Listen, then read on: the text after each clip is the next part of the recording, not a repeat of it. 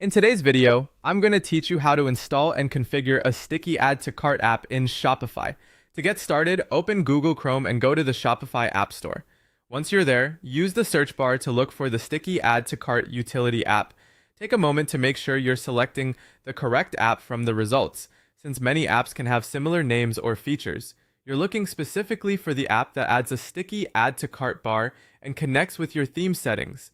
After you've found the app, click Install to add the sticky bar component to your Shopify store. At this stage, Shopify may prompt you to review app permissions or confirm the installation. Just follow the normal installation flow until the app has been successfully added. This process allows the app to integrate with your store, so you can control the sticky cart feature directly from its settings. Once the installation is complete, open the app and go into its layout menu, dashboard, or options panel, depending on how the interface is labeled. This is where you'll configure how the sticky bar looks and behaves on your storefront. Start by reviewing the button color settings. Choose a color that fits your brand and stands out enough for customers to notice easily.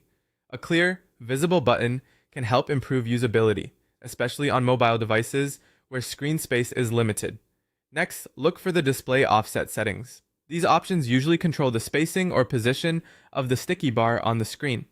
Adjusting the offset can help prevent the bar from overlapping with important elements like chat widgets, cookie notices, or navigation controls. It's a good idea to keep the bar visible without making it feel intrusive. When your appearance settings are in place, find the option labeled Enable Sticky Cart and switch it on so the feature becomes active.